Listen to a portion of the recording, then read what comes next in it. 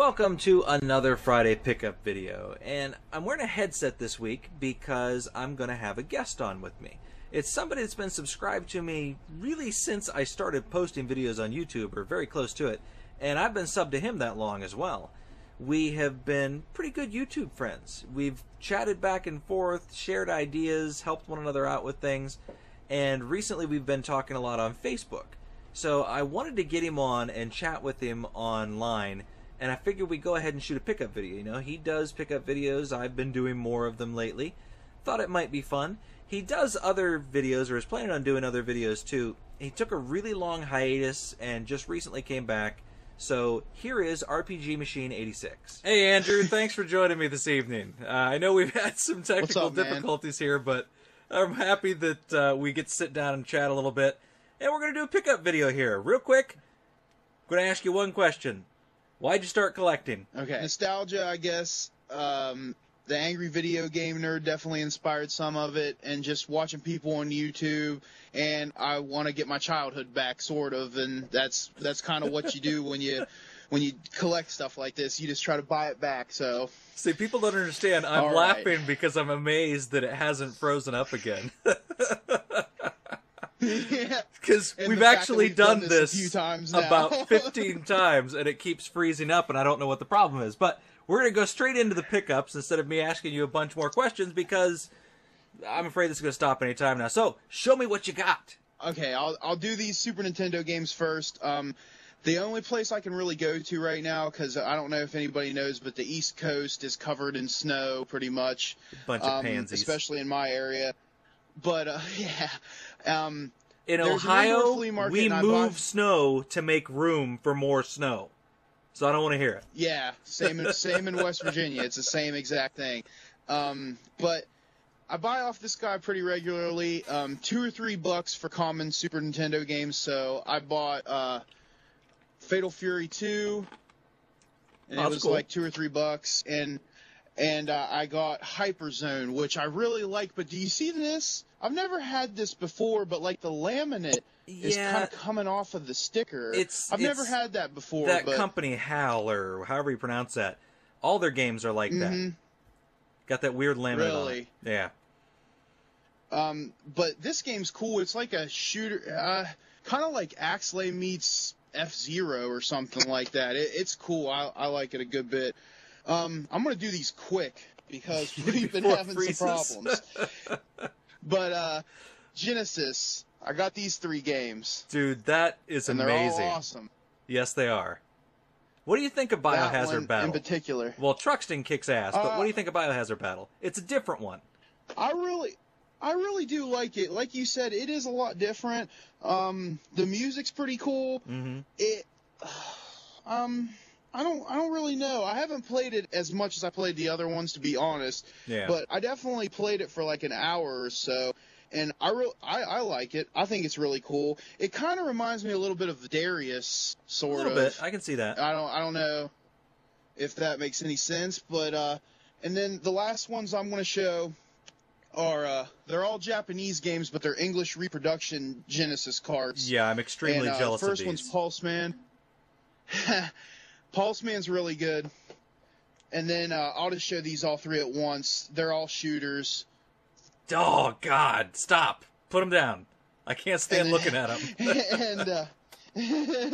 And they're all really good. The one I like the most out of all of these is probably Curse, which Shimuzo is the one that, like, mentioned this to me, like, back in the day. So, yeah, Ben's got a couple of those games, yeah. Pulseman, I saw his video on Pulseman and decided it's one that I'd like to get someday. Actually, I'll show these 2 just because I already showed them to Ed, and it's working now, so I might as well show them. Couple TurboGrafx games.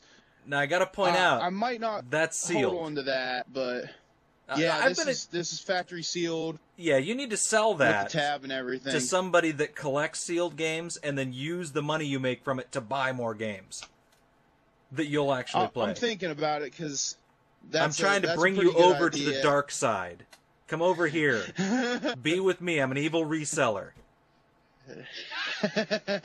Actually, a couple sold stuff too. You know what? If you don't sell stuff to fund your collection, you'll never have a decent sized collection. It's not. Agreed. It's not evil. It's just you pick up extra stuff, or you see something that's a particularly good deal. You buy it, you sell it, you increase the size of your collection. My collection has paid for itself by doing that.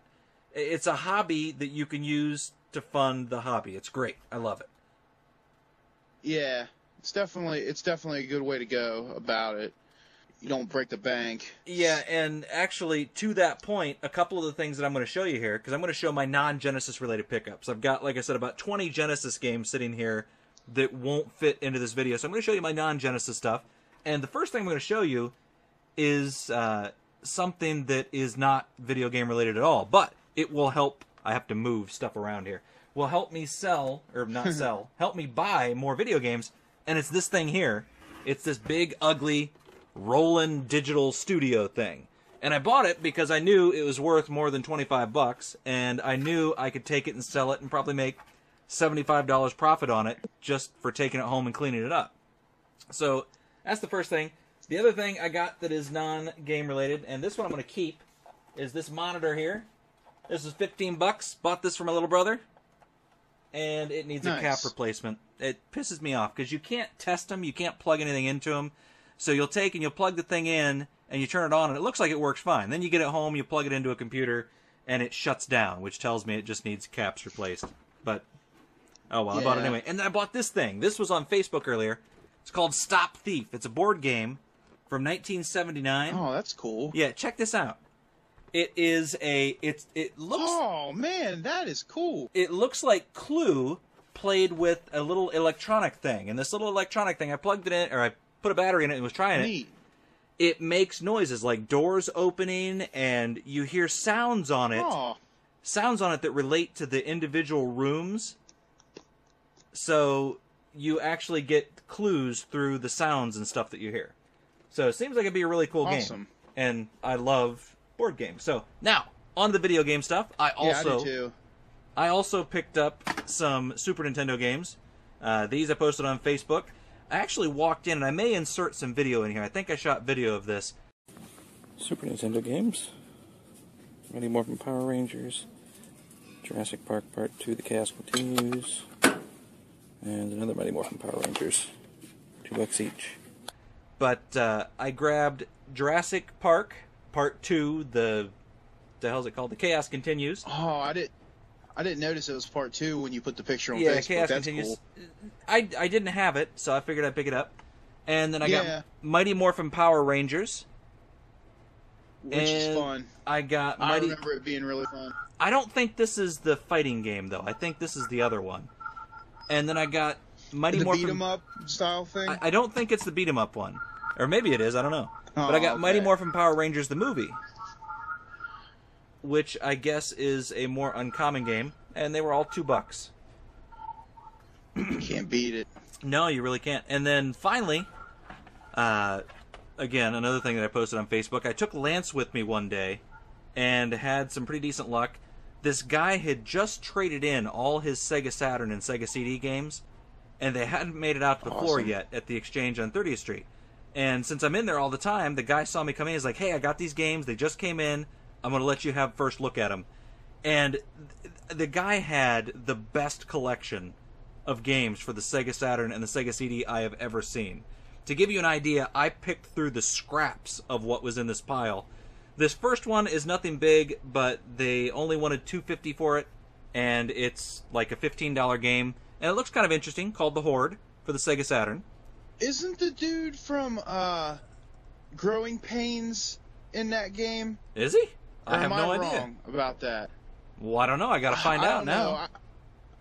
I have a feeling that what's his name? The lead guy from Growing Pains, Kurt Hammett. Is that his name? Something like that. It's Kurt something. I don't remember. I don't know. I have to look it up. I don't know, but that's cool. Remembering that this was the dregs of what was in there, and I mean that because some of the games were priced at $100, and there was one that was at $200. The Sega CD games I had. Wow. This was marked at $25, and it was a deal. Yes. Shining Force CD. People ask me all the time what I think is a good deal. They ask me what I'm willing to spend on a game. Oh, no.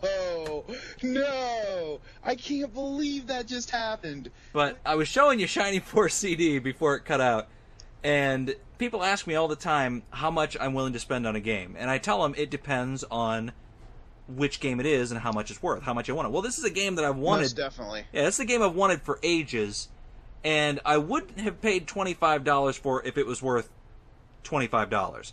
But because it's a $100 game, and it's a game that I really want, I was willing to pay $25 for it. And my reasoning behind that is, I know that I'm never going to lose money on this, because even if the video game market drops out, there's always going to be somebody willing to spend $25 on this.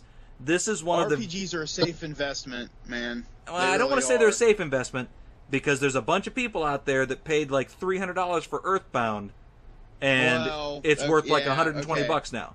So I'll tell you that. Now, if you could pick up Earthbound for, I don't know, say $4, I mean, who would find 2 copies of Earthbound for $4? But if you could conceivably pick up 2 copies of Earthbound for $4, it's safe to buy it.